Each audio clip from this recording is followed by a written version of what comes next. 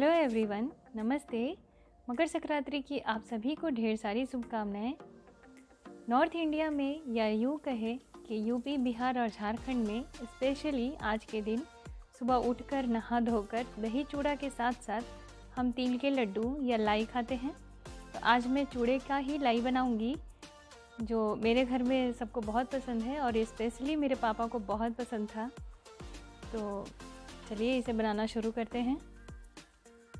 इसे बनाने के लिए हमें सबसे पहले पोहे को रोस्ट करना होता है। ये रोस्टेड पोहा है तो मैं इसे सिर्फ गर्म कर रही हूँ। हम इसे आग पे रोस्ट करते हैं सैंड के ऊपर, बट यहाँ पे मैं ये सब नहीं कर सकती, तो मैंने यहाँ पे एक शॉप से इसे ख़रीद लिया है। थोड़ा एक पैकेट में मिलता है इस तरह से, अच्छा रोस्टेड भी होता है और साफ़ सुथरा भी होता है। तो मैं तो अभी इसे ही यूज़ कर रही हूँ। तो जो हमारे तरफ के होंगे उन्हें पता होगा कि अगर चूड़े की लाई बनानी है तो वो चूड़ा कहाँ मिलता है, और बाकी लोगों को भी रोस्ट पोहा अगर करना आता है तो वो भी इसे बना सकते हैं। नहीं तो मार्केट में मिलता ही है, आराम से मिल जाता है मार्केट में ये। तो मैंने यहाँ पर थोड़ा वाइट तिल को रोस्ट किया है। आप चाहे तो ब्राउन या ब्लैक कोई भी सा तिल ले सकते हैं। इसे रोस्ट करके पोहे में ही डालेंगे। इसे हम मुरमुरा का लड्डू बनाते हैं, उसी तरह से ये पोहे का लड्डू होता है, रोस्टेड पोहा का बस। तो अब हम इस तिल को भी अपने पोहे में डाल देते हैं। और अब मैं एक पैन में गुड़ का पाक बनाऊंगी, और इसे बनाने के लिए मैंने गुड़ के बड़े टुकड़े ही रख लिए हैं। इसे आप ग्रेट करके भी ले सकते हैं, पर ये अगर पानी में थोड़ा सा गर्म हो जाता है तो आराम से इसके टुकड़े छोटे छोटे हो जाते हैं। तो मैंने ऐसे ही इसे ले लिया है बड़ा टुकड़ा, और इसमें 1/4 कप पानी डाला है। थोड़ी देर गर्म होने के बाद मैं इसके आराम से इसके छोटे छोटे टुकड़े कर लूँगी।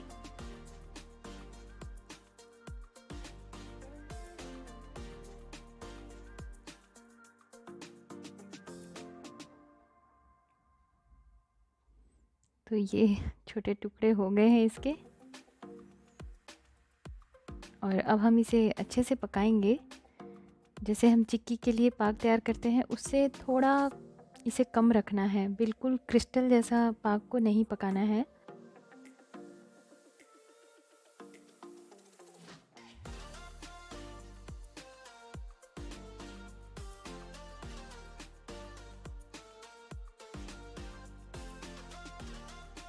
टू 200 ग्राम गुड़ था और इसमें मैंने सिर्फ 1/4 कप पानी डाला है बस।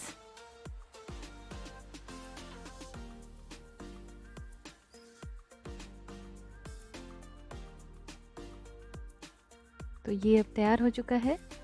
इसमें जब ऐसे बबल्स आने लगे तो समझिए ये तैयार ही हो जाता है। और चेक करने के लिए हम इसे पानी में डालकर देख सकते हैं। पानी में डालने से ये बस घुलना नहीं चाहिए, थोड़ा जम जाना चाहिए, और इसके क्रिस्टल भी नहीं बने हैं। तो ऐसे ही पाक को रखना है। और इस वक्त पे मैंने फ्लेम को ऑफ़ कर दिया है और इसमें 1/4 चम्मच नमक डाल रही हूँ। ये ऑप्शनल है, आप चाहें तो डालें वरना स्किप कर दें। अगर ये पूजा के लिए हमारे यहाँ बनता है तो उसमें नमक नहीं पड़ता है, पर यहाँ पर हम अकेले हैं और हमें ही और बच्चों को खाना है, तो मैंने इसके मिठास को थोड़ा और इन्हेंस करने के लिए इसमें थोड़ा नमक डाला है। और ये गुड़ मैं इसमें मिला रही थी और वीडियो थोड़ा बीच में पॉज हो गया था। तो ऐसे ही सारा गुड़ थोड़ा थोड़ा करके मैंने इसमें मिलाया अच्छे से स्पैचुला से। पोहे को अच्छे से ऊपर नीचे करके मिला लिया था मैंने। ये देखिए, ये इस तरह से। और ये इस वक्त बहुत गर्म है, तो अभी हाथ से बिल्कुल टच ना करें। तो जब ये थोड़ा ठंडा हो जाए तो हम इसके लड्डू बनाएंगे। और इसे बनाने के लिए मैंने यहाँ पे एक कटोरी में थोड़ा पानी लेकर रखा है। इसे हाथ पर लगाकर और अच्छे से जितना बड़ा या छोटा लड्डू आपको बनाना है उस हिसाब से इसे हाथों में लेकर अच्छे से दबा दबा कर ऐसे लड्डू की तरह तैयार कर लें। वैसे लाई का शेप थोड़ा बड़ा ही होता है, छोटा नहीं होता। तिल के लड्डू छोटे बनते हैं और लाई बड़ा बड़ा ही बनता है।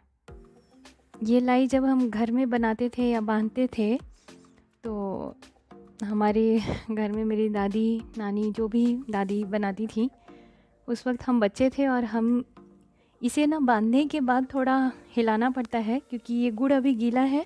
तो जब आप बांध के इसे ट्रे में रखेंगे तो ये हल्का हल्का टूटने लगता है। तो इसे हिलाने के लिए मैंने यहाँ पे अपने हस्बैंड को हेल्प के लिए बुलाया है और वो इसे थोड़ा थोड़ा हिला रहे हैं। तो हम गांव में तो दादी बनाती थी और हम बच्चे थे तो हम ही इसे हिलाते रहते थे ज़ोर ज़ोर से, और इतना ज़ोर से हिलाते थे कि ये कभी कभी गोल बंधने के बजाय लंबे हो जाते थे।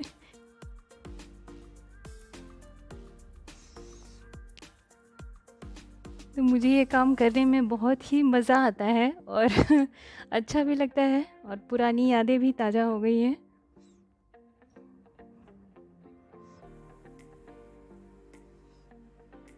ये लड्डू बांधने के बाद जो सबसे लास्ट में या सबसे पहले एक बहुत बड़ा सा लड्डू बनता था जो घर के सबसे बड़े बच्चे को मिलता था। तो मेरे पापा बड़े थे और मेरी दादी उनके लिए सबसे बड़ा लड्डू बनाती थी। ऐसे ही बातों बातों में ये लड्डू बंध चुका है। तो अब हम इसे सर्व करेंगे और सर्व करने का इसका कोई टाइम नहीं है, आप इसे कभी भी खा सकते हैं जब आपका दिल करे। मुझे तो ये लाइव देखकर अपने गांव की याद आ गई है। तो ये देखिए, अगर ये अच्छे से ना हिलाया जाए तो ऐसे ही शेप बन जाता है इसका। तो अभी तो ये गर्म है इसलिए मैं वापस इसे बांध लेती हूँ, और उन्होंने भी अच्छे से हिलाया नहीं तो मैं इसे और ज़ोर ज़ोर से थोड़ा हिला देती हूँ।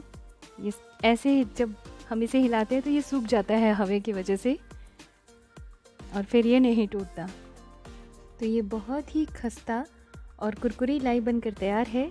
ठंडे के मौसम में धूप में बैठकर खाली टाइम पे इसे सब खाते थे नाश्ता करने के बाद। वो सारे दिन बहुत अच्छे थे जब हम बच्चे थे और अपनी छुट्टियों में दादी या नानी के घर जाकर बहुत कुछ सीखते थे और एंजॉय करते थे। तो आपको भी अगर अपने गांव की याद आ गई हो और रेसिपी पसंद आई हो तो मेरे चैनल को लाइक शेयर सब्सक्राइब ज़रूर करें और